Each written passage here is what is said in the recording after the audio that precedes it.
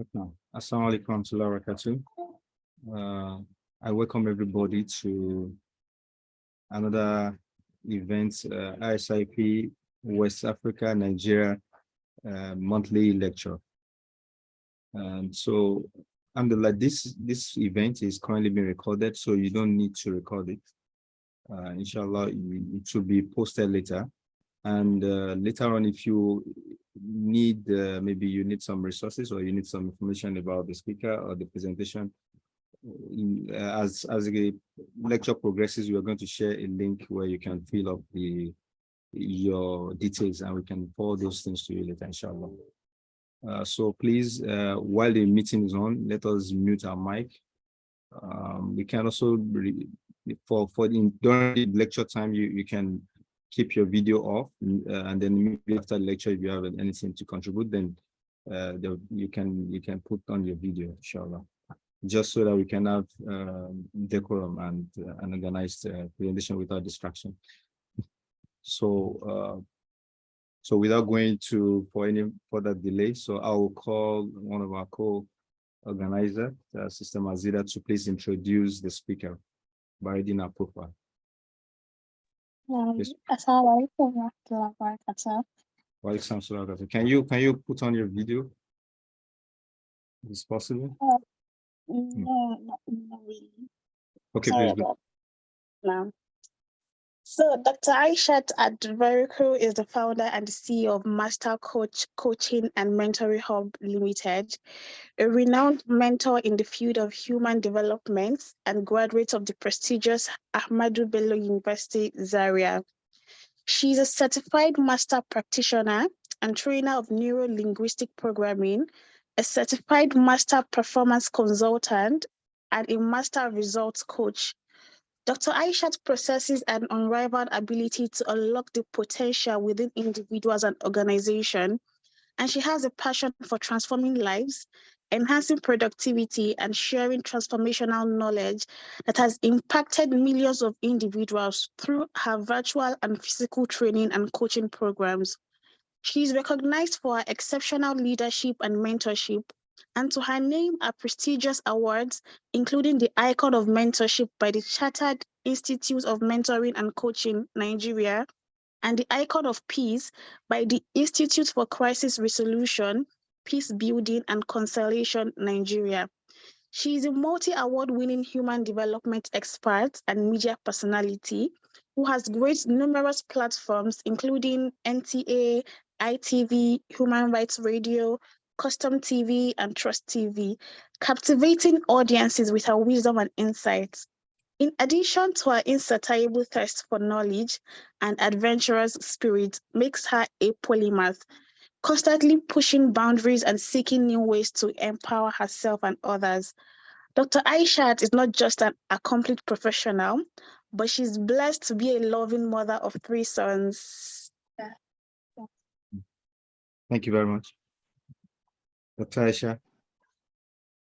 Now you're welcome. And before you proceed to the program, I would like to present to you a certificate of appreciation for honoring our invitation and as your contribution to the development of Islamic psychology. I'm going to share that now, inshallah. We're going to share that with you later on privately. And then, okay, you're already sharing, so don't worry, inshallah, I'll share the file with you later. I wanted to share the certificates to everyone, so please just go ahead. Bismillah.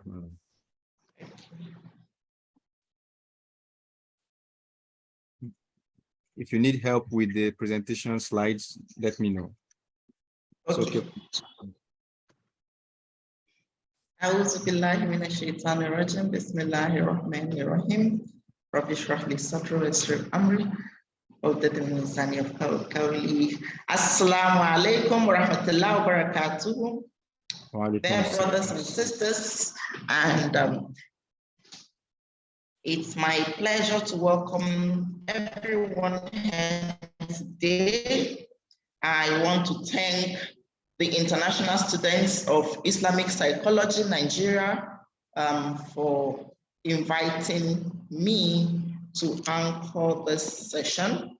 And I pray that Allah place barakah on our sharing today. Thank you so much, my brother. And thank you, my sister that introduced me. It's my pleasure to be here. And our topic, and sorry, thank you for the certificate. Sorry, I was already sharing, my slide. Okay, I didn't really wanted to share it. Jazakumullah khairan. So our topic today is Neuro-Linguistic Programming Strategies for Cognitive Restructuring and Behavior Change. Now, can you put it on presentation slide? Okay. So that I can focus on each page. Okay. Or if you think you'll be distracted, can I do the presentation for you? Do you stop sharing? Or you're okay with it? Yes, I'm able to do it. Thank you. Okay. Just give me a moment. All right. Okay.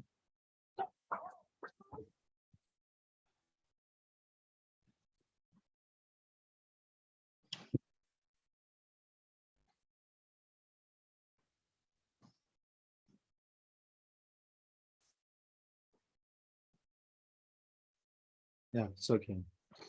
Okay.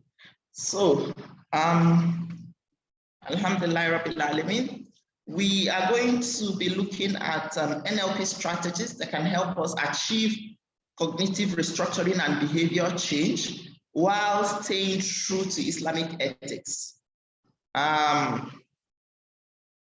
So before we go into the class proper, I want to share some words with us with regards to what we plan to do. When it comes to NLP, NLP is basically the neuro, there is our thinking process, how it happens. The linguistic is the data we're receiving from outside, how are we receiving it before we even, process it. And then the programming is from your point of first consciousness up till this point, everything that has ever happened to you is in your subconscious. They are part of you.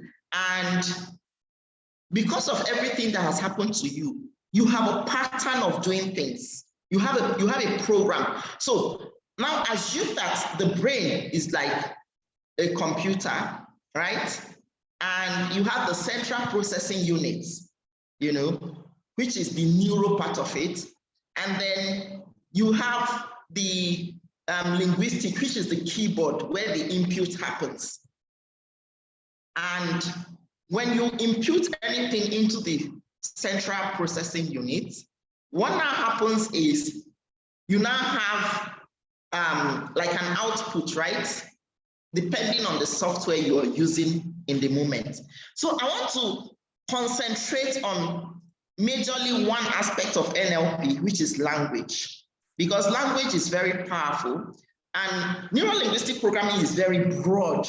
So in an hour, what I want to share is something practical that we can start to use now.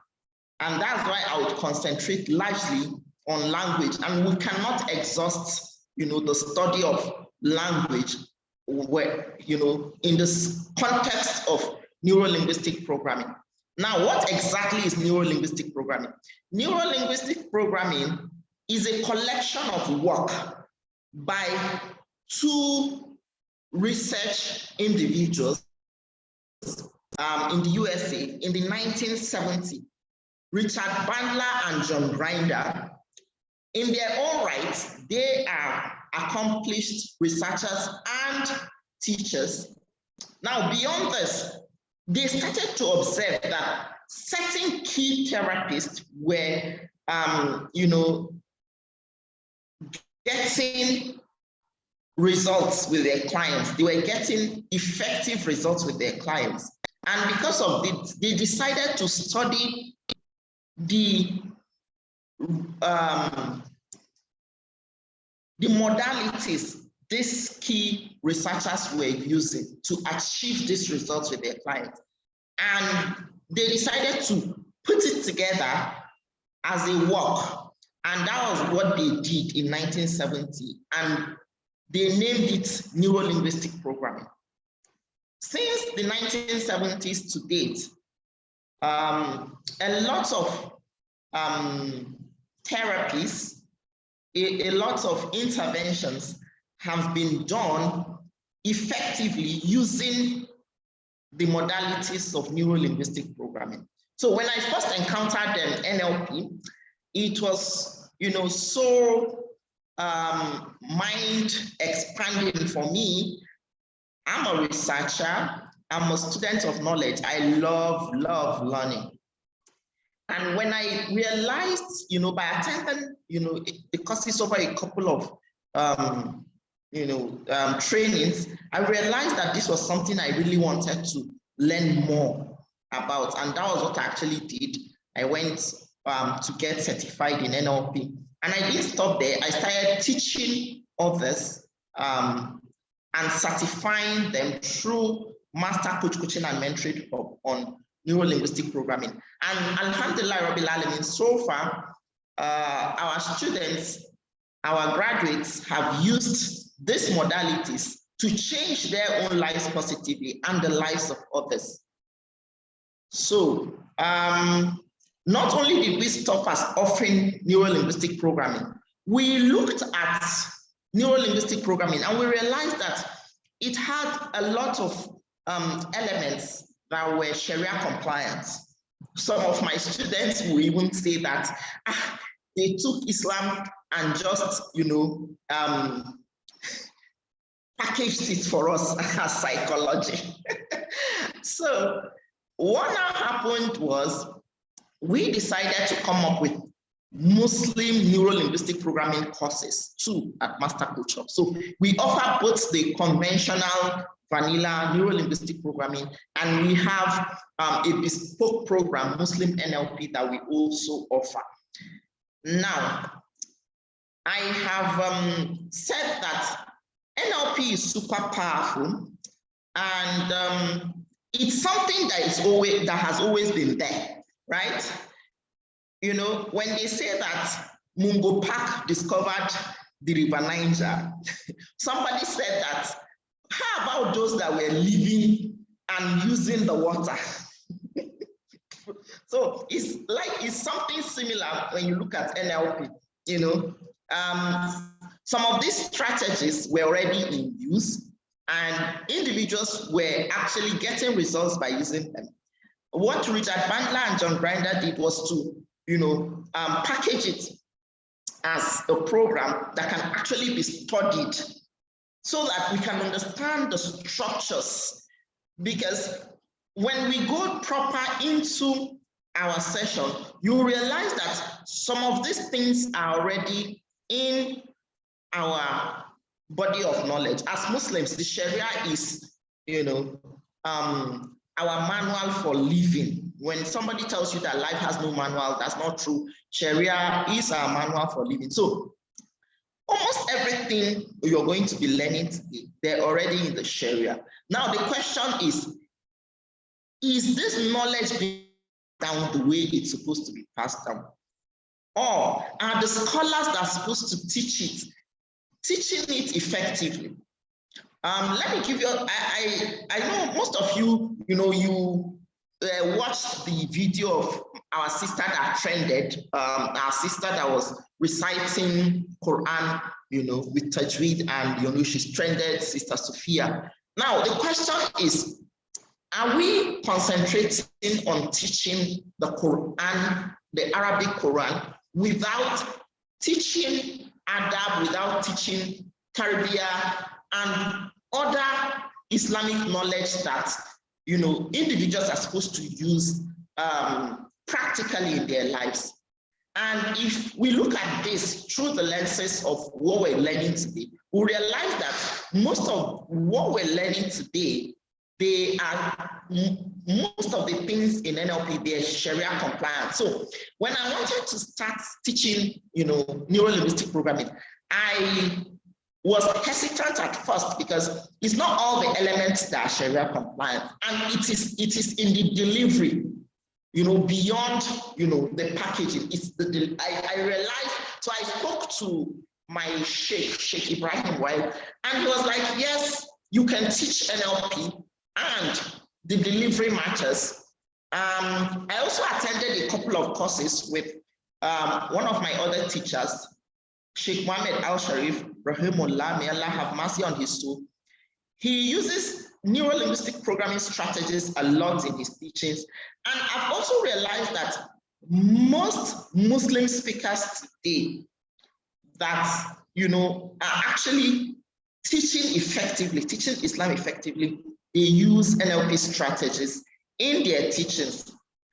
If we look at Mufti Meng, if we look at my teacher, Sheikh Ibrahim While, we look at my other teacher, Sheikh Muhammad Al-Sharif, we'll see that they use a lot of NLP strategies. Now, let's go deeper to discover some of these strategies and how they use them.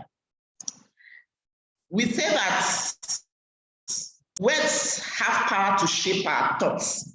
We're told in the Sharia that we should be careful of the words we use because what we say can lead us to Jannah or it can lead us to hell, right?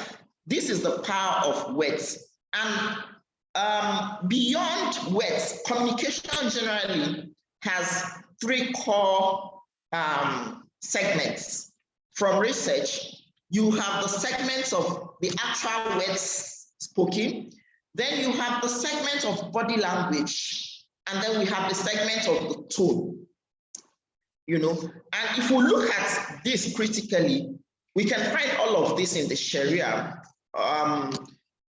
In the Quran, where Allah reminded Rasul sallallahu alaihi wasallam that he should be kind and gentle in speech to the companions, because if he had been harsh-hearted and harsh in speech, they would have dispersed from around him. And then a lot of, the individuals who converted to Islam then during the time of Rasul, it was actually because of the passing of Rasul sallallahu alaihi wasallam.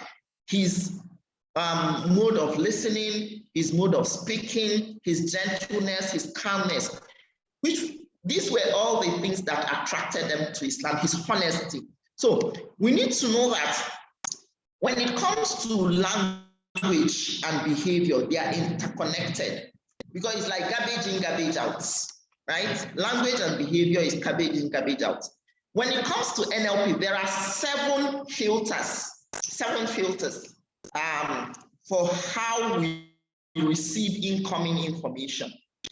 The seven filters are language, they are our values, our beliefs, our personality type, our decisions, our attitude, right? And did I mention decisions? Yeah, so language, values, beliefs, attitude, decisions, personality type. We have 6. Ahmad, give me this book. So I will mention the 7th one shortly. Now, language is core because it's one of the ways through which we were programmed. The language we use is part of our programs as individuals. And it goes beyond just the language we speak. It includes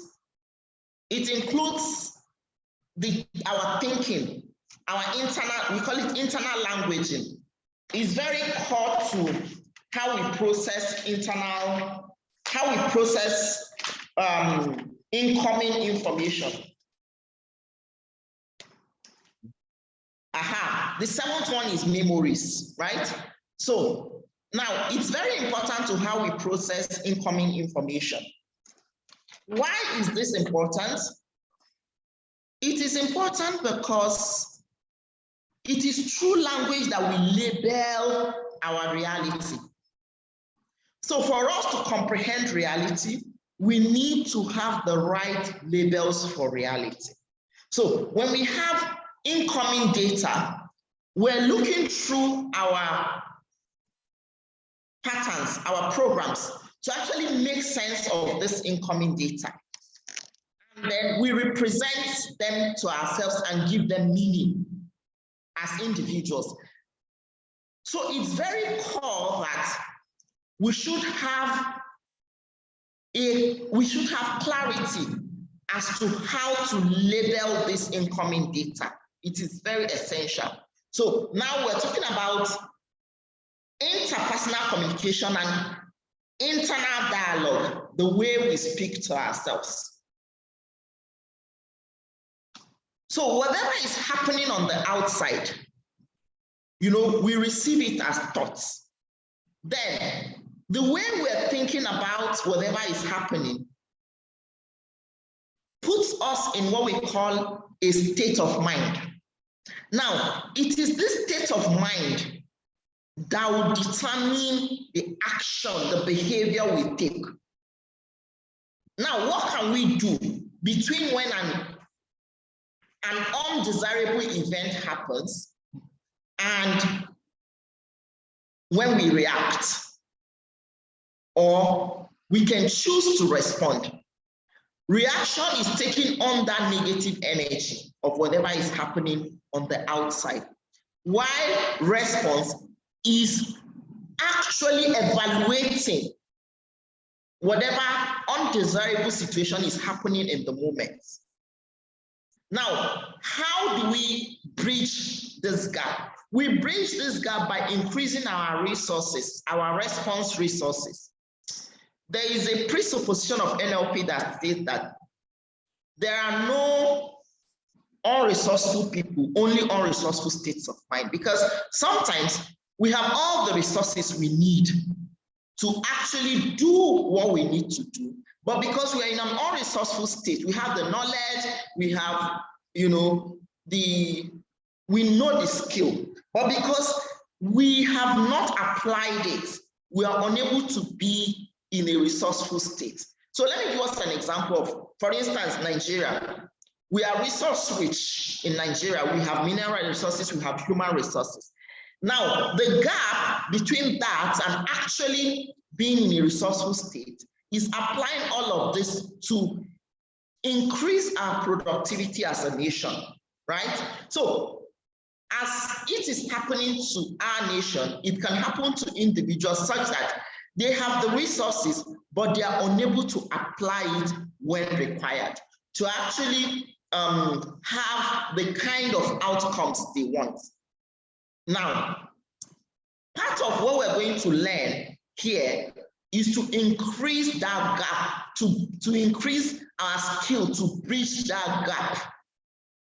So when we have these skills to bridge the gap between when undesirable events happen and how we respond, what happens is we become more resourceful and we become more productive because we're able to respond rather than react as individuals.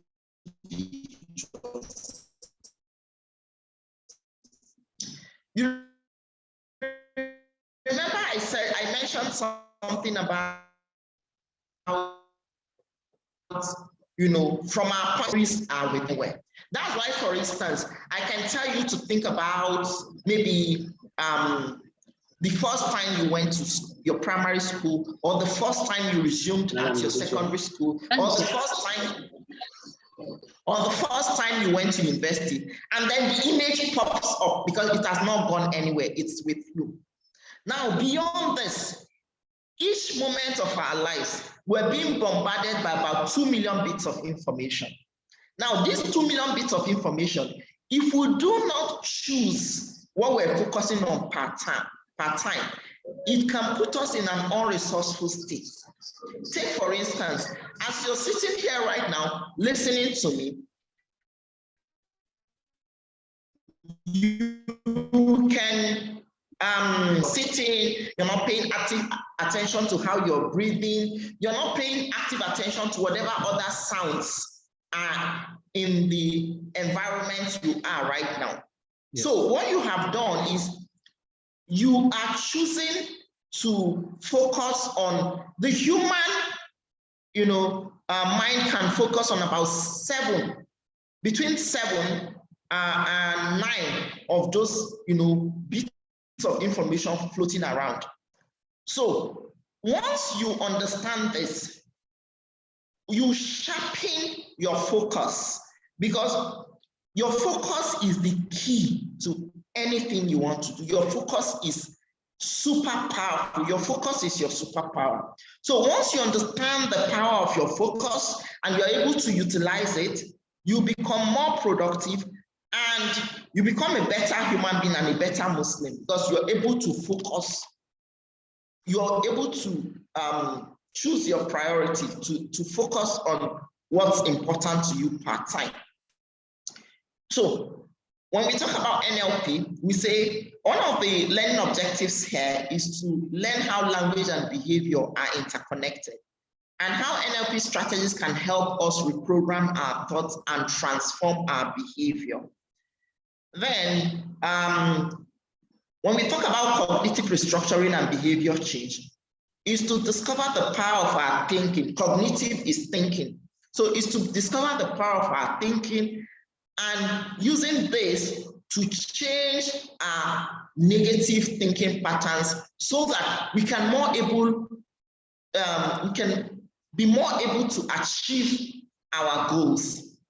Then we would also explore, just a moment, I need to move this. We would also explore how Islamic ethics can guide and enhance our use of NLP strategies for personal growth and transformation. So we said that when it comes to cognitive restructuring, just a moment. So we said that NLP is a powerful tool that can help us understand how we think and communicate.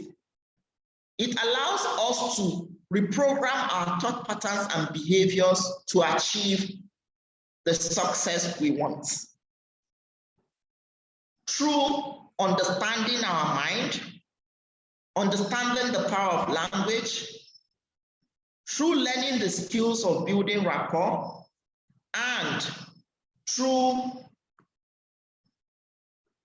changing our patterns and programs and growing our resilience as individuals.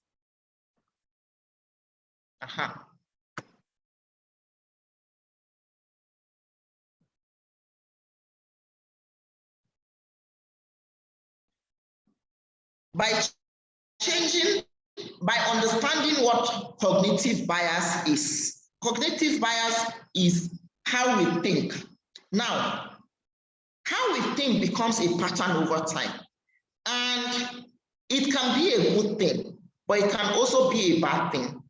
Because if we rely only on our patterns, it can mislead us. So, but if we think of everything from scratch, it can also be difficult for us to get anything done. So we need to find a balance, especially when it has to do with something very important. So we need to pay more attention to check what pattern am I running here, and do I need to interrupt and replace this pattern? So this is what cognitive distortion is about. Some examples of cognitive distortions are conservatism bias. You see maybe a new invention, or you get introduced to something new outside of what you're used to doing, and you just go, no, this is not for me. We're focused on our usual patterns. So there are some times when we need to revise our current strategies, and if we do not have the clarity as to how to do this, it can it can cause us to stay stuck to our usual way of doing things. Take, for example, if somebody were to come from, let's say, 500 years ago, and come and see how the world is today, right? And go back and tell, his community that there will come a time in the world where people fly in the air and, people can have meetings, even if they are in different parts of the world. His community would likely tell him that, he's a liar, or he has, he's a dreamer. And this happened a lot to a lot of individuals who were great inventors in the past. This is because people were conservative. They were staying stuck to what they know. So I want you to ask yourself, in what areas of your life do you need to revise your current strategies? Do you need to step out of your comfort zone to actually check, what can I do to change, this? Remember, it is targeted towards achieving the kinds of results you want in your life, in your family, and in your business. And to do this, staying in line with the Sharia, right? Another form of cognitive distortion that individuals sometimes, pass through is what we call the negativity bias. So negativity bias is sometimes when you experience two events. Now, these two events, they may have, you are likely to, two events, one is positive, one is negative. Now, as human beings, because of our need for self-preservation, we may remember more the negative event. We may stay stuck more. We may be in a negative mood for longer periods than sustaining any positive thing that happened. Take, for instance, you went for a walk and you were enjoying the walk, and suddenly you encounter a snake, right? And if you're somebody who normally is, afraid of reptiles, when you return from the walk, you're more likely to focus more on, the fear you felt when you saw the snake, even if the snake didn't harm you, right? So this is another bias that once we recognize, we can start to actively work replacing. Another bias is what we call the sunk cost effect. So some individuals are likely to stay, stuck to an endeavor and continue that endeavor if they have made significant, investment of time and money, because they feel they have sunk in a lot, on whatever it is that, on the project. It could be a relationship that has a lot of red flags that is not working, or a domestic violence situation. So people think, oh, I've been in this relationship for 10 years. I've spent money and time here. I think I'm too old to, leave this relationship and start all over again. So what I'm saying in essence is, if something is not working for some people, they would focus on what they have sunk into that particular project, rather than, taking a critical look and coming up with strategies that are workable, right? So another aspect of our cognitive thinking is our ability to recognize our triggers, right? Like when I say something like fire on the mountain, run, run, run, run, fire on the mountain, run, run, run, run. So when I do this in class, for most of my students who schooled in Nigeria, the song is actually a positive trigger, because it brings back, flood of memories of break time plays, right? Send the lily, send the lily, send the lily, send the question. And you know, when you look at it, that some of this play songs, we're not even thinking it correctly, but the memories, you know, trigger positive vibes, right? So the same way we have positive triggers is the same way we have negative triggers. And if you understand your triggers better, because now you can recognize when they are about to happen. For instance, for somebody going through anxiety, if they come to us for a therapy program, would make them recall specifically what happens before the full-blown meltdown. And they begin to recognize, oh, before that, I was breathing very fast. And, you know, so once they're able to recognize that, breathing fast when they experience a negative event is actually a precursor to the trigger of full-blown anxiety. We teach them skills to manage that phase rather than allowing themselves to tumble into the full-blown anxiety. So this is what identifying triggers can do for us. Then positive affirmations. When we practice positive affirmations, we replace them with, you know, that stream of thoughts we always have on the inside of us. And from a study I did, you can actually label them as your saboteur voice and your sage voice, right? And when we think about, you know, the Islamic aspect of it, we're talking of waswas, the whispering of shaitan, right? Now, when we understand that these negative thoughts are coming from outside of us, and the positive thoughts too, we can generate them from the inside of us to counter, you know, the negative thought. We're more able to, we're more able to influence our thinking so that we're thinking thoughts that would drive us towards our goals rather than thoughts that will stop us from achieving our goals. So this is what NLP is about, you know, taking charge of both how we receive information and how we generate, you know, thoughts on the inside of us. So external language, internal language, very powerful. If we learn to take charge of this, for some of my clients, this is all I teach them, and they take charge of, you know, whatever is happening to them on the mental level, so that they can more readily solve their challenges and also achieve their goals. Next slide, please.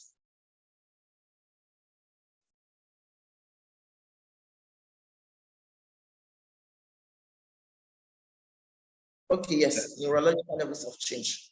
So when we look at the neurological levels of change, it's a module by a person named Robert Dilts. What he's saying is that for any change to take place, we need to go through this, you know, check these levels, what is happening on these logical levels for us at the mental level. What do we need to do when we want? So at this point, I'll encourage you to choose an aspect of your life that you want to change so that we can go through these levels and see practically how you can actually start to use these tools. Because beyond theory, NLP is very practical. It says that tools you can use now to change those things you want to change. It also teaches you the process to go through these skills, to actually apply these skills in your daily life. So next slide, please.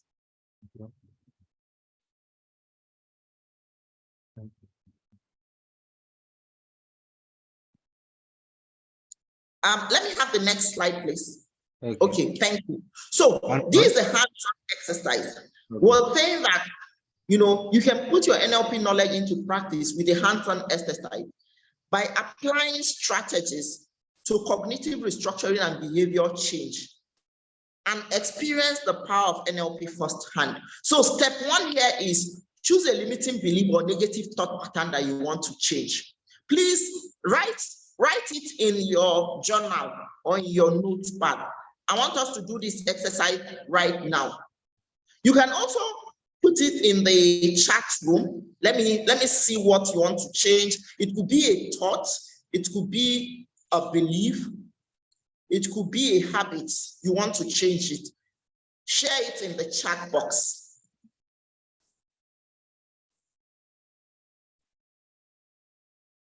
Okay, so I said we're going to do a practical exercise now. So I want you to choose something. This is about changing, right? So I want you to choose something you want to work on. It could be a limiting belief, it could be a negative thought pattern, or it could be a habit. So thank you. I see Sister Latifa Ahmad say lack of organization. I see Chevalier say procrastination. I see Sister Shakira say money. Money is the root of all evils. Good. Thank you for sharing that. Now, this is something you want to change. So let's look at how we can apply NLP techniques to changing, you know, this particular, it could be either a habit, a negative thought, or, so, okay, so please let's go to NLP strategies, overcoming negative thinking patterns. There is, the slide is all the way down. Yes, just go all the way down. NLP strategies, overcoming negative thinking patterns. We're not there yet. Go down. I think this slide is slow for me. Please continue, my brother. Okay. I should continue? Yes. These NLP strategies, overcoming negative thinking patterns. Yes, NLP strategies, overcoming negative thinking patterns. Yes, I guess it's slow to... You're here. Okay. So, for some of the things that we have written down, right? I see you, I hear you, lack of self-confidence, low self-esteem, lack of time management, fear of trying out new things, multitasking too much, not completing a task. Money is the root of all evil. So if it's a belief or a negative thinking pattern or a habit, what you can do is to replace it. You know, you see how you flip on a switch, right? When you have a light switch and a room is in darkness, what you do is you flip on the switch. And this is what you can do with visualization and affirmations. So you learn visualization and positive affirmations that can rewire your brain and help you achieve your goals. And now, this is the secret. The secret is in the fact that whatever your default setting is right now, is it a belief? Is it a thinking pattern? Is it a habit? You have spent so much time on it that it has become your default setting. You are now a master, you have a PhD degree in it. But the good thing is you can unlearn it, right? Now, some of the ways you can do that could be through therapy. So we have a couple of therapy where we use, if you check the slide, you see sub-modality technique. You see reframing and anchoring. Then you see visualization and affirmation. So I'll go through each of them and share strategies that you can use now for you. So please listen carefully because it's a bit technical. Now, sometimes we have clients who come to us and they tell you that I want to be a certain way. I don't want to be like I was before. And then you ask them, what exactly are you trying to achieve? They will repeat what they have said. I don't want this. they would use negative language to tell you what they don't want. And it's a big struggle, you know. NLP says that whatever you want, state it in the positive. Remember that for all great inventors, they first of all had a picture of what they wanted to achieve. Then they sit down and come up with strategies to drive towards that goal they have. Sometimes they even just tax. Look at Apple. Apple started like a box. Now you can take an Apple MacBook and put in your pocket, right? So the thing is, you need to be willing to have a picture of what you want.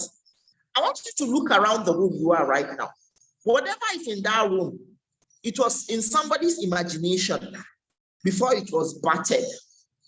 Look at the table, maybe you are using right now, the chair you're sitting on, the cushions, the carpets, the frames of your window, your air conditioner, your fan. It was in somebody's imagination before it was battered. And when I say you should visualize, right? I want you to come up with as clear a picture as possible of that thing you want, rather than that thing you're currently doing, right? Lack of self-confidence. Can you picture yourself as confident? You know, when it comes to NLP, NLP will teach you the psychology and physiology. So for confidence, you need to stand straight, square your shoulders, and, you know, start to think confident thoughts, right? So when you want to feel confident, you have to allow your body feel confident, and then you have to say in your thoughts, I can be confident.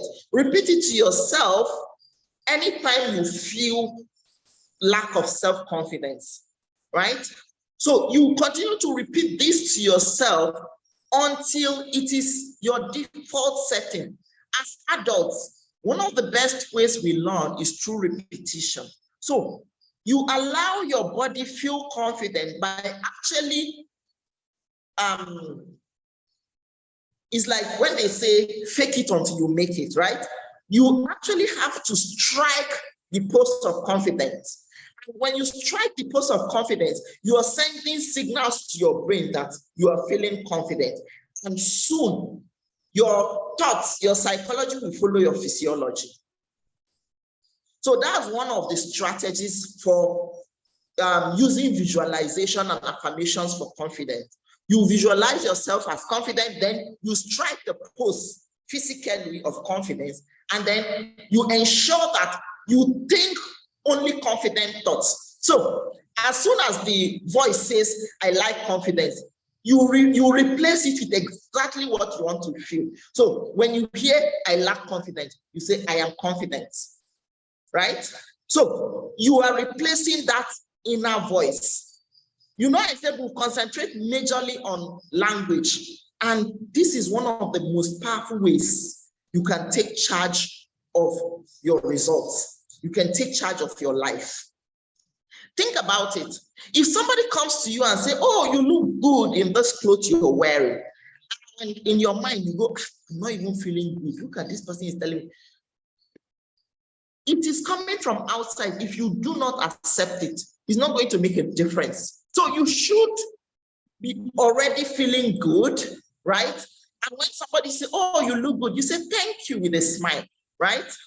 Within halal boundaries, right? So what I'm trying to say in essence is, whatever is coming from the outside of you have no power over you, except what you choose to believe, except what you choose to own. And this is one of the most important things when it comes to empowering your inner voice in NLP. You need to be able to see that you in as clear a picture as you can. And you need to speak to yourself. Anytime you hear things like money is the root of all evils, you say, you replace it, money is good. Money is not evil. It is the person that it is working towards evil, that is looking for all avenues to become rich. Look at, in the history of Islam, we have some very wealthy people that use their wealth in the cause of Islam. Without Caliph Abubakar Sadiq, the journey of Rasul well, Allah provided Caliph Abubakar to provide the camels and, you know, prepare for the journey and all of that. And beyond the financial, you know, contribution of Caliph Abubakar, he was also his best friend. He went on that journey with him. So wealth is not only about even money. Wealth is people. Wealth is love. Wealth is companionship. So you need to know that, you know, there are some things that money cannot even buy. There are some things that money cannot buy. So when you hear things like money is the root of all evil, you rephrase it that money is good. And then you begin to count the ways money is good. So let me give us an example. Today, you know, I went to an eatery. There were these two beautiful young girls, about 7 years and 5 years. Their mother came in with them. They were wearing this adire, but the down of the adire was pure white chiffon, double chiffon. It was so unique and so beautiful. And I'm looking at them and I'm like, oh, Allah has not blessed me with baby girls. And I'm like, oh, if he had blessed me with baby girls, I would have loved to make this for them. And then the next thing I said to myself was, well, inshallah, if Allah bless my sons with baby girls, I'll make for them. And then I go like, okay, I can even make for my nieces and admire my nieces in it. So you see, my default setting is to look for things that are empowering me. So when I'm thinking, the next line of thought for me is not like, oh, the same thought can lead me into being ungrateful to Allah. The same thought of, oh, look at these beautiful baby girls. I don't have a baby girl, but I chose to empower myself and say, okay, oh, beautiful baby girls. And I went far, grandchildren. And then I come back and I'm like, oh, do it now. I have nieces. You know, there are a lot of ways I can still do that and admire girls in it. I don't have to cling to a particular narrative, a particular way that it must, a particular outcome. And this is the problem with us, clinging to a particular outcome. Now, when I was driving from Lube to town in Abuja, I went to Movement for Islamic Culture and Awareness today to deliver a lecture. So I was driving. When I got to the stadium, I saw a man. He was wearing, you know, tracksuits, and he was coming out of the stadium, and he was carrying, you know, a sports bag. He was limping. And then I told my 15-year-old son, I said, look at that man. He's wearing a tracksuit. He's limping. Maybe he used to be a sportsman, but I'm sure now he may be a coach. Maybe he suffered an injury and he's still leveraging his strengths. He doesn't have to play in the field, but he can teach young people in spite of his physical disability. So this is how you use visualization and positive affirmations to empower yourself rather than disempowering yourself, right? Flip it immediately. Think of the positive alternatives. Flip it immediately. Look at our mother Hajar. When Prophet Ibrahim took her to the desert, and then he left her with her infant son, he was going away, and she followed him. And my voice is not clear. Is it clearer now? So I'm giving an example of, you know, how we can use positive visualization and affirmations to take action. So I said, our mother Hajar. Is my voice clearer? Not yet, not yes, yet. not very clear. Maybe I guess it's network. Okay, let me try and see. Ahmad, switch off this fan. Let me see if I can log on here. Yeah, I think it's getting clearer now. Yeah. Nothing changed. It's Yeah. still now. Is it okay, okay. now? Yes, it is. I can hear you Yeah. clearly, ma. Yeah, please give me some. Okay, you can hear me clearly. Okay, thank you. So, I said for our mother Hajar, for example, when her husband took her to the desert and was leaving, she asked him that, are you leaving us? Are you leaving us? And then she asked, is it Allah that asked you to do it? And he said, yes. And she said, I know Allah would not, leave us. What next did she do? When she didn't have water and her, milk was dried and her infant son was crying, she started looking for help. She knew Allah was not going to leave them, but she didn't sit down with her crying infant and weep. She instead got up and started looking for help. So she would go up Safa, come down, go up Marwa, come down. And this is what we can begin to do even when we have, some of those dysfunction. Okay, thank you. So when we have some of these negative thoughts, we need to change it to the positive and then take action. So visualization, affirmations, reframing, right? So reframing is about looking at the situation and asking yourself, how else can I gain benefit from this situation?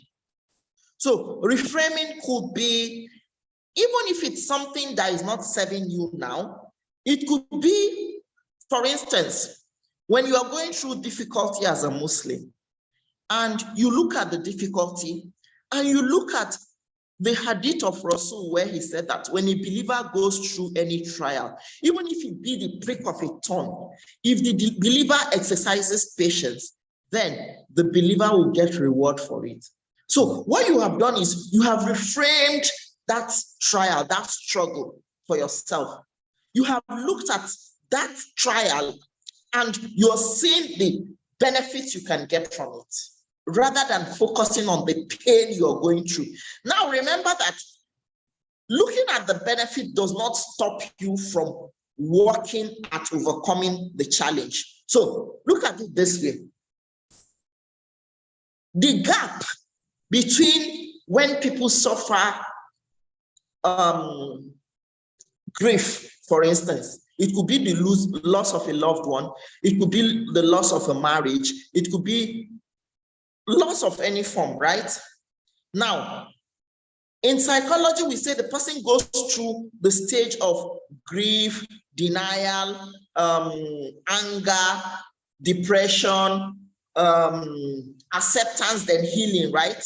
Now, look at what happened with our mother Hajar. She went from grief to acceptance. When her husband left her in the desert, right? She was grieved, but immediately that happened, she accepted her situation and she started to look for a way out. What of Prophet Yusuf? When Zuleika did what she did and he was thrown into prison, what did he do? He accepted his fate. So he went from grief to acceptance. Now, for his father, Prophet Yaqub, he grieved and grieved and grieved. So what I'm saying in essence is, as Muslims, Islam does not insulate us against grief, but we can move through the stages faster using NLP. So we can move from grief, and rather than denial or bargaining or anger or depression, we can look at it and accept what has happened. For me, when I lost my mom, it was a very terrible time. She was ill for some time, and I had confidence that she would get better. It was during Ramadan, we were making du'as, she was hospitalized, and then we lost her. moving through the stages for me, moving through the stages of grief to acceptance was, it was reduced for me. And one of the things that, helped me was the kind of people I surrounded myself with. In the hospital, my sister was like, no, our mom is still moving. And I told my friend that, she's a doctor, she met us at the hospital. And I was like, my sister said my mom is still moving. And she looked at me and she like, patience is at the first strike of calamity. And it was at that point that I got up and started, the process of whatever we needed to do for her final rites. And then when one of my friends, she's a doctor, she came to visit me. And I was asking her that, was there anything I could have done? Was there something I neglected to do? So I was running through the process because that morning she was not really responding, but the nurses said she was okay. I was like, okay, should I have called the doctor instead of just believing the nurses? And then she looked at me and she reminded me of the Hadith Qudsi where it said that if Allah wants something to happen, if the whole world gathered to support you, even if they give you that thing, it's on your lips, it won't get to your tongue. And if Allah wants anything, not to happen, if the whole world gathered against you, it won't happen. That, it was hard time. And for me, I moved through all these questions, to acceptance faster. And then I started asking myself, what else can I do, for my mom now that she's no longer with us? And it's been, I was healing through all of that because I moved from grief faster to acceptance. And this is what NLP teaches us to do, radical self-honesty, and then actually being able to look at what is rather than what is not there, right? Rather than hoping on something, we actually take charge of what is there and work on it. And for us as Muslims, this is a good thing for us too. So now, this is how we can use submodalities and reframing. Now for anchoring, when you look at, you can anchor on, there is a friend of mine, she anchors on color green because it's been described as the color of Jannah. So she surrounds herself with green clothes, green curtains, green walls, green everything in her office, in her house. Because when she looks at that green, it just, gives her a picture of calmness, a picture of Jannah. Now, next slide, please. Okay. Self-improvement. How many more minutes do I have? You have actually exhausted your time, but you have taken 50 minutes out of the question and answer, so we should stop. Okay, so let me round off in about 7 minutes, inshallah. Is that good? Okay, that's fine. Then we can just have maybe 5 minutes question and answer. Interactive. Okay, so with NLP, you can better do what? Set goals. NLP teaches you how to set goals. It teaches time management skills. It teaches emotional intelligence techniques and confidence building techniques. When we do this, next slide. Okay. When we do all of this, so when we do all of this, what happens is in our corporate lives, in our personal life, and in our mental, so we're looking at 4 dimensions. We're looking at our mind, we're looking at our body, we're looking at our hearts, and we're looking at our soul. When we're able to utilize, NLP techniques, we're able to achieve this more because NLP actually skills us with interpersonal skills and self-management skills to actually achieve our goals. Please go to I have a previous slide I want to just run through all the way up.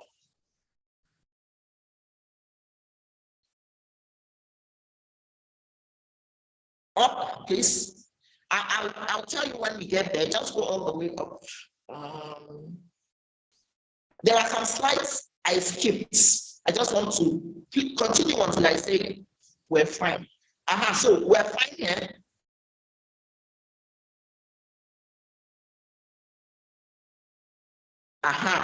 So, Islamic ethics and its relation to NLP. When it comes to Islam, right? We say that we can reinforce our positive thought patterns and enhance our spirituality through the importance of intention, which is one of the key things, with NLP. NLP says that you should state your intention. Is very key. What is your highest intention for that thing you want to do? And then the role of gratitude. NLP says, like I said, you can even look at a trial and be grateful for that trial because of the reward you're getting from it. And then the value of kindness, patience, and forgiveness in building healthy relationships. These are values that NLP also teaches, Islam teaches. And then the power of faith and prayer in providing hope and inner strength in tough times. Like I, ran us through taking charge of your inner voice. You can take charge of your inner voice through faith and prayer.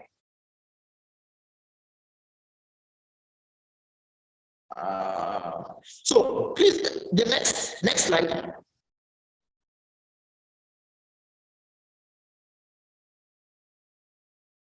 Are you there? Next slide, please. Yeah, application of NLP strategies. So these are some ways that we can actually apply some of these strategies. You remember Rasulullah used to go to the cave of Hira. So, and in the Quran, throughout the Quran, Allah will call on us to reflect, to think, to reflect. And this is what NLP also tells us to do, to reflect deeper, to look beyond our conservative patterns, to look beyond what we can actually see, to think deeper, to reflect more. And you can cultivate this through mindfulness. Then, while thinking, you remember when we started, I said, write down, your hands-on exercise. While thinking, NLP encourages journaling, and it encourages us to celebrate our success. Next slide, please.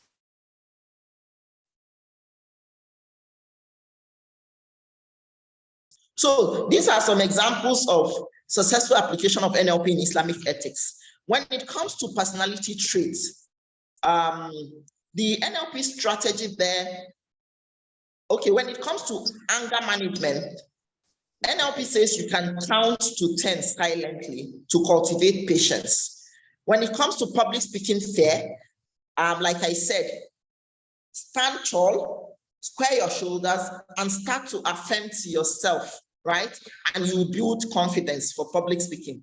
When it comes to lack of focus, you need to create time to actually think and document some of the things that come up for you so that you can achieve khushu in Salah, and you can also achieve calm in other areas of your life.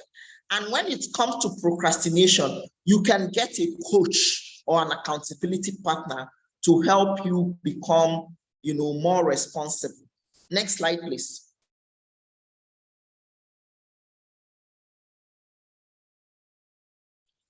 Next slide, please. Yeah, NLP strategies or communicative thinking. Okay. Yes, continue. Okay. We already looked at this. Okay. Conclusions? Yes, conclusion and key takeaways. So, conclusion, NLP can help you build more self-awareness. It can help you be more positive, and it can make you be more intentional. Remember that for us as Muslims, there is a difference between somebody who is doing gymnastics and somebody who is observing Salat. They may be doing the exact same with physical action, but it's the intention that is different. So for somebody who is doing some yoga exercises, it may even look like they're observing Salat, but the intention is different. So it's not enough to do the physical action. It is the intention that goes to Allah. There is a Hadith Qudsi to that effect. I would want you to look at, please Google the Hadith Qudsi on intention so that you read it. We don't have much time, but remember that, when it comes to, Allah reminds us in Quran 13:11 that We will not change the condition of a people until they change that which is in themselves. And you can actually change that which is in yourself. The first step is to seek beneficial knowledge. Rasulullah told us that knowledge is the lost property of the believer. So wherever we see it, we pick it, right? Wherever we see knowledge, we actually pick it. Now, closing thoughts. I want to thank you for being on this call. And I want to say that when it comes to... I make a few comments regarding the negative and positive thoughts. I mean, or the one coming from the external, which we refer to as a negative thought, and the one from the internal. Although sometimes both can be internal. So that's where I want to come in, that for Muslims, our central way or central ethics is that we go back to our knowledge, which is our revelation, the Quran and the Sunnah. So because sometimes I want to know what's the limit, because for someone that does not have this maybe positive knowledge, let's put it that way, will it not be difficult for the person to change these affirmations, because they don't even have the knowledge to change the affirmation in the first place? But for instance, for Muslim, even if they don't have that knowledge, they might find it difficult to change those affirmations. So I don't know if you understand what I'm trying to say. So if you can answer that, what are the limits at one point? Because it's easy to even affirm something that is not true. If you understand what I'm trying to say, Doctor. Yes. So this is my first question. Yes. Yes. So please, let's go to the slide on neurological levels of change. It's something that I want to share with us so that we know when we actually need, we know what steps to take when we're struggling with anything. Level of change. Neurological levels of change. I'm trying to check. Okay, yes, yeah. Here, we are here. Okay.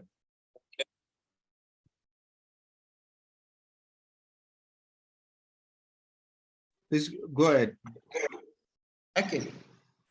So when it comes to neurological levels of change, for anything we want to change, we need to check in our environment. What is that thing? What is that thing you need to change in your environment?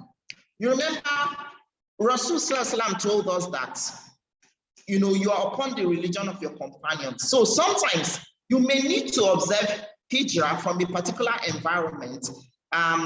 So when you're struggling with anything, you need to check your environment. Then you need to check your behavior, right? The standard of behavior is positive. So if you are displaying negative behavior, somebody would likely call your attention to it, or you can check yourself. Then at the level of skills and knowledge, you need to ask yourself, what skills and knowledge do I need to acquire to be able to overcome this, negative traits? Then at the level of values and beliefs, do you even understand your belief? Do you understand Islam? Do you understand Islam in alignment with that thing you're struggling with? So you may need to speak to scholars. Okay. And you need to ask yourself, is this thing important to me enough to change? Then at the level of identity, how you see yourself. Do you see yourself from a positive place or from a negative place? Because when you say I am, whatever comes after I am will define you. So when you say I am not confident or I am inconfident, you have already defined yourself. Oh, so when you tell yourself I am confident, and that's one of the reasons why you are attending this class today, to get skills that you can use like this, hands-on. Now, another thing that I want to ask is, for those people who did, the exercise I said earlier, were you able to get an insight? Let me see your response in the chat box. Were you able to get insights into changing some of this? It could be a negative thought, it could be a belief, it could be a habit. Do you think you have enough insight to at least start the change process? Okay, so while we are doing that, because we have just like maybe 4 minutes, what up, Razak? I think you were raising your hand. Okay, Dr. Seema, just go ahead. Brother Razak is not there. Assalamu alaikum, sister. Hi. Thank you very much for an enlightening and informative lecture. I just want to ask that if while in a conversation in our home environment, there are old people who are somehow they have lost their what can I say capacity to uh,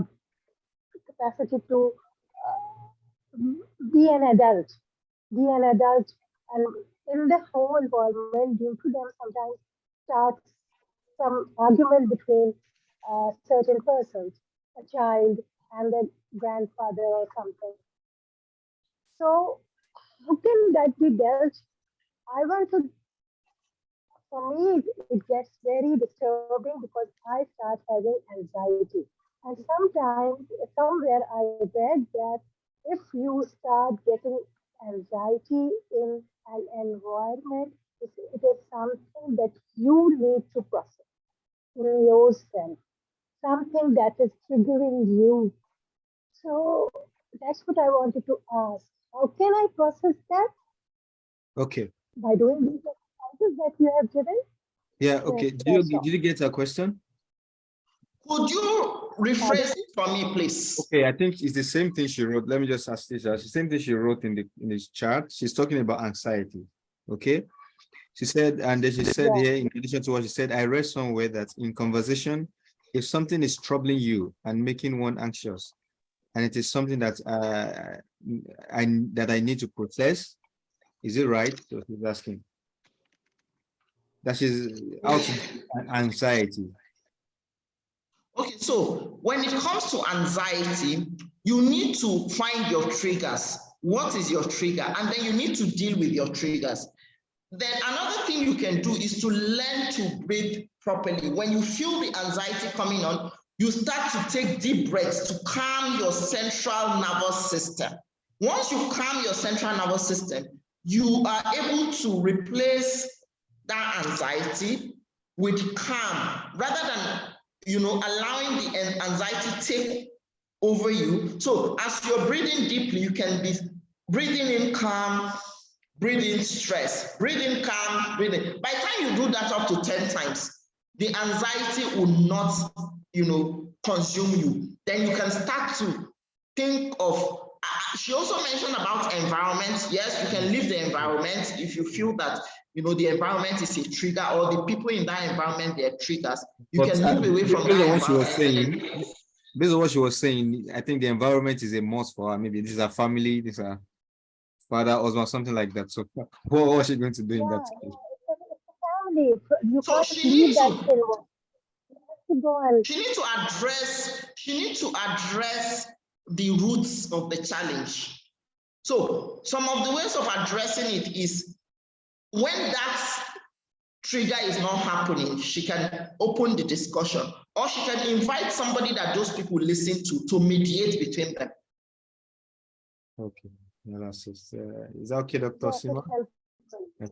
Brother Razak, please go ahead. Then while it's coming up, Brother Razak, let me just read this question and then you can just close with your question. Thank you so much. Khadija is asking. Thank you so much. Assalamu alaikum wa rahmatullahi wa barakatuh. Please let me read the question, please. It was enlightening. My question is, how do we tackle limiting beliefs as Muslims? So when you answer this question, then Brother Razak can go on. Sure.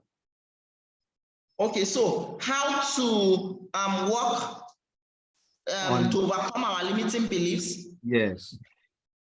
Okay, so Allah tells us in Surah Hujurat that He has created us in the best of molds. So as Muslims, if our Creator has already told us that He has created us in the best of molds, we can use this, we can anchor on this when we want to do anything that seeks to limit us. Now, remember that when it comes to limiting beliefs, you need to go through these levels. You need to ask yourself, is it your environment that is causing you to have those limiting beliefs? Then you work, at either living that environment or allowing your behavior to be different from that environment. It's like when Rasul was in Makkah, right?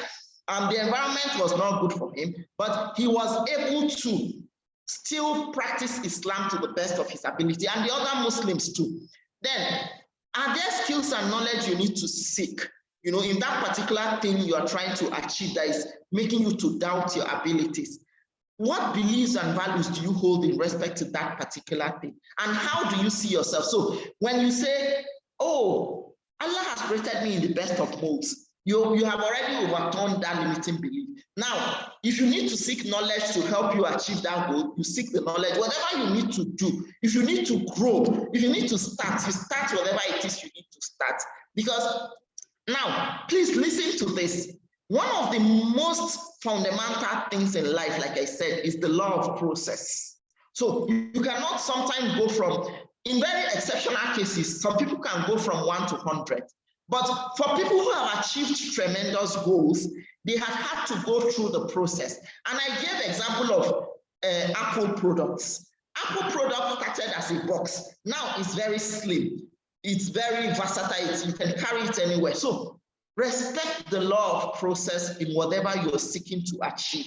When I started out training, speaking, coaching, I was, getting better and better until I got to this level where I can speak, confidently and, so well on this topic. I didn't just start knowing how to, I had to learn it. I had to practice it and I had to get to this level. So check where your limiting belief is coming from. Is it coming from a genuine lack of capacity? Then you know that, okay, if it's capacity, you can develop capacity.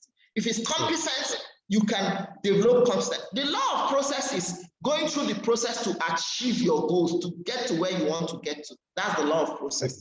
Thank you so much. Sorry, we have limited time. Let me just give it a Razak to end with his question. Okay. So, Dr. Sima, I can give you an email address. I will try to check. Can you please type your email address, and they can reach out anytime, inshallah. Well, Razak, please go ahead.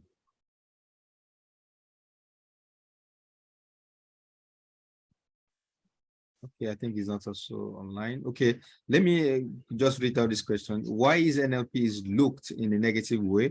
I think you mentioned something in the beginning as well. And this person said, Shahin Khan, he said, why is NLP is looked in a negative way and say we are not allowed to use it as Muslims? I am a coach myself, but I've been told I can't use it in coaching. I remember you said something in the beginning that while you're doing the training, you understood that some things are not fitting to Islam. Perhaps this is what the area they are trying to push away, and that's what we're trying to want to understand from the Islamic ethics. So can you just highlight some of these things to him? And okay, so like in NLP, when we say things like a presupposition of NLP, which says every behavior has a positive intention, right? So when NLP says this, it's saying that anything at all the person has done, the person has a positive intention for doing it. Now, in delivery, what you need to say is, yes, but that intention may be based on faulty data. So that intention may be based on faulty data. So you remember I said that it's in delivery. So like when NLP says every behavior has a positive intention, they're saying, well, if this person has chosen to be a no gender, non-gender, whatever, he has a positive intention for doing it. So let him be. But we are saying that we have boundaries as Muslims. So if a teacher that is not Muslim inclined comes to teach you this in class, he's saying, accept this person the way they are. And we are Muslims, we're saying, oh, this person may have a positive intention for what they're doing, but that intention may be based on a faulty data, which is why if you notice throughout my delivery, I emphasized on having knowledge, building competence and skills for whatever you want to achieve. You need to go through these levels. Whatever you need to achieve, you need to develop new skills and knowledge to enhance. So you need to understand Islam more and you need to practice Islam more. Like I used our sister Sophia as an example. It's not enough to read the Quran with tajweed. In my counseling room, I had Hafiz of Quran, Hafiza of Quran, who are struggling with things that is already in Islam that you can work with. But they do not have this knowledge because they do not have it. So it's not enough to read the Quran with tajweed. We must seek knowledge of Islam and practice it. Thank you very much for that emphasis. Revelation and the Sunnah is very important because that's what is going to shape us. But Razaki, keep going on and off, and we're actually out of time. I think I should stop this recording and you can go ahead. No, please go ahead. All right, I'm having network issues here, so maybe that's why. So I've been struggling throughout the program. Yeah, okay. I want to appreciate Dr. Aisha for a wonderful presentation. And I would like to, bring my perspective from the clinical settings as a clinical psychologist. Well, I try to understand the efficacy of NLP in respect to traditional cognitive behavioral therapy. So I want to understand the efficacy of NLP in clinical settings in managing some clinical conditions like depression, trauma, and anxiety. For those of us who are trained, in traditional cognitive behavioral therapy, we understand that there are some, modules that are embedded in the course of therapeutic session, just like core beliefs, which you have made use of some of these techniques in the course of your presentation. And I want to understand what is the differences with NLP and the traditional, cognitive behavioral therapy. That's my first question. Another thing is this. I also want to understand, whether there is any randomized control trial, for NLP, which they have been able to see the efficacy of NLP in some of these, mental health issues in comparison with some other modality of therapy. Okay, so okay. Number one, you want to know the efficacy of NLP in treating clinical challenges for intervention for some clients, right? Number one. Yes. Okay, so number two is you want to know if there has been any controlled randomized control application. Okay. Yes. So when it comes, can I respond? Okay. Yeah, please go ahead. Okay. Okay, so if you think that you need a detailed answer, you can send elements of. Hello? Please go ahead. Just go ahead. Just make it quick. Okay, so NLP itself has elements of cognitive behavioral therapy. If you remember, I mentioned cognitive distortions and how to actually work at overcoming that, especially in interventions, right? So when it comes to trials, applications, most of the documented works collected by Richard Bandler and Joseph Grinder are actually from renowned researchers who are well known in their own fields. We have Milton Erickson, we have Virginia Satir, we have George Miller, even John Grinder and Richard Bandler themselves, they are linguists, experts, and John Grinder, okay. So both of them are experts in their own field. So this collection of work, they are from world-renowned experts who were actually using this to get results for their clients. So from studies I have done, this has been my finding with regards to the collection of tools. And we have a lot of clinical psychologists and professionals in the mental health space who are also NLP certified. So I'll encourage you to get NLP certified. Personally, I have used, these tools for individuals going through obsessive compulsive disorder successfully, depression, anxiety, or procrastination, and suicidal ideation. I have used this successfully, and I have done this now for upwards of about 7 years, right? And these are clients that over time I've followed up with, and they have fully recovered. Yes, there are some clients that have relapse. And when they have relapse, we address the triggers, and then we empower them with new sets of skills to enable them achieve the results they want. It could be in their family, it could be in their personal life, and it could be in their business. Okay, Thank you. Sorry, thank you for the answer. At this point, let me just conclude the discussion. I will stop recording, and then you can continue the discussion, inshallah. So we thank everyone for coming. Well, we cannot go beyond this because we're already exceeding the recording time.